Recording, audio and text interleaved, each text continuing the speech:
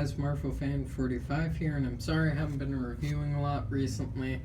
I've been busy, but I'm back on my movie binge. I've been logging all my stuff on Letterboxd, so if you follow me on there, you've been getting some reviews. But yeah, I've been busy recently. But yeah, today we'll be reviewing, I cannot wait to do a review again finally, Goodbye to Language, released in 2014 and directed by Jean-Luc Godard. Doesn't really star any big actors in the plot. I could not tell you what this film is about for the life of me, honestly. This is a surrealist film, so it doesn't exactly have a plot. If you're familiar with surreal cinema, you know what I mean, like stuff like Eraserhead, where there is a plot, but there isn't. Or The Holy Mountain, or El Topo, where there's basically no plot, but there's meaning to it. It's an interesting film. So Goodbye to Language. So I went into this film expecting it to be a Godard romance film, and I thought, oh, it'll be a simple story. Then as soon as the film started, I was just completely shocked by how wrong I was. It ended up being, if you've seen Inland Empire by David Lynch, I would call this Godard's Inland Empire. That's the best way to put it, because it's his most experimental film that I've seen. He doesn't hold back on the weirdness. I mean, it's just an honestly bizarre film, and I love it. I absolutely love this film. So, this film is an interesting one. It's up on Criterion Channel right now, but it'll be taken off July 31st. I'm trying to binge all the Jean-Luc Godard stuff right now. Then I'm gonna pick up the set, hopefully at the end of the year, so I can own all of his filmography and finally watch some Jean-Luc Godard stuff on DVD. But yeah, this is cinema for me. I love films like this. It was built for me. It's shot pretty well in some scenes, but others, it's shot well throughout the whole thing, but it's shot more experimentally is the best way to put it. I wouldn't say any of the shots are bad. Some of the shots are amazing, but it's just odd the way it's shot. That's all I'll say. And then the acting, great. I mean, the acting is great. It doesn't really star any big actors, but for the actors he got in it, they do what they need to do. And yeah, this was an interesting watch. I really wasn't ready for it again, but like, I've learned something about Godard's films from the two I've seen. Godard loves philosophy. If you've, like, Vivre sa vie, in, I believe it's the 11th or 12th part, when the guy's reading the book, or the entire part, Nina the Unwitting Philosopher, which is one of my favorite parts of the entire thing. He just loves talking philosophy in his films. And I'm a huge fan of philosophy. Like, outside of movies, ballet, opera, that type of stuff, I love reading about philosophy.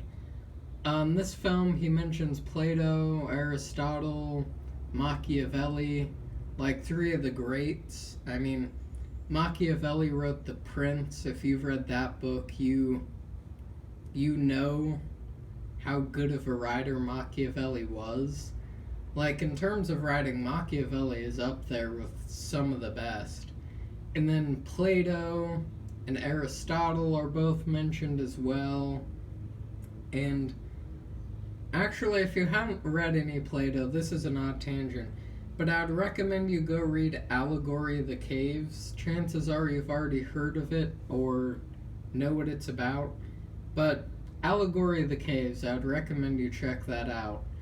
But yeah, this film is full of just philosophy. Like, nearly the entire film is just people talking philosophy in the background of odd shots. Now, I like the way it's done. It's it's similar to Inland Empire again, but it's also completely different from Inland Empire. But yeah, I love experimental films. But this film really just does it in a different way. Like, I don't even know how to describe this film. This film made it onto my favorite films of all time list because it legitimately does everything I love in a film. For one, like, Godard doesn't hold back. He just goes completely insane with the camera, and not like shaky cam crazy, but like insane in terms of story and everything. And it has tons of symbolism.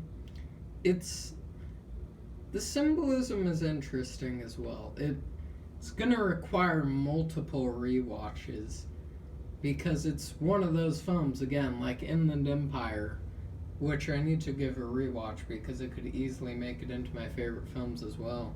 I didn't fully appreciate it the last time I saw it, but yeah.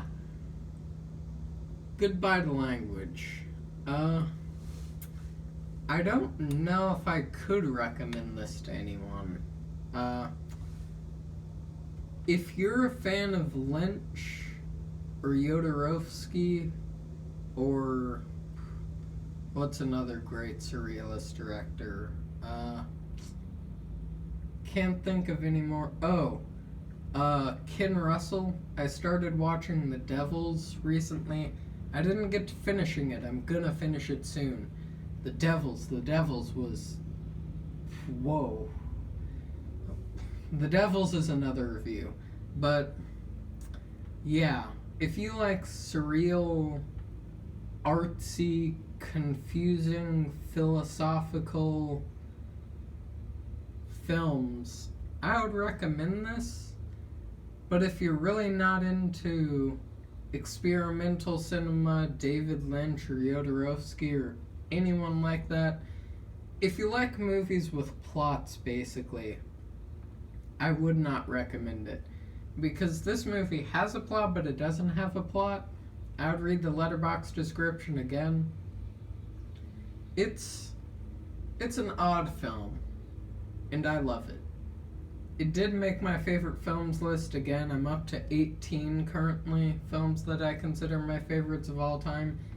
And this easily made it on there. Once again, it's everything I love in cinema. But yeah, you'll have to read subtitles too, which is gonna not be for everybody, but like, it's just out there is the best way to put it. And I love film. And this film is out there with meaning. It's not like, what's a good example? This is the only example I have, but I need to give it another chance. So I'm not going to say this is definitive. I'll be rewatching this film eventually after I watch for the first time Tree of Life, Days of Heaven, and The Thin Red Line. Song to Song by Terrence Malick. It had some meaning, but he sort of messed it up. He went on too long, in my opinion. I need to see his other big films before I fully judge Song to Song, but that's the best way I can compare it to. That film didn't have too much meaning, but it may have had some meaning I missed. I always rewatch films. Like my favorite film I've rewatched 10 or 20 times at this point. But yeah, this film is confusing with meaning. Like films like Mulholland Drive, for example, a complete masterpiece. That film is confusing, but it has meaning. It has deeper themes. Like, it isn't confusing just to be confusing. It has meaning. That's the best way I can put it. But yeah, that's the end of the review. I'm glad to be back doing reviews, and yeah, hope everyone's doing well and staying safe, staying quarantined, and having a good day.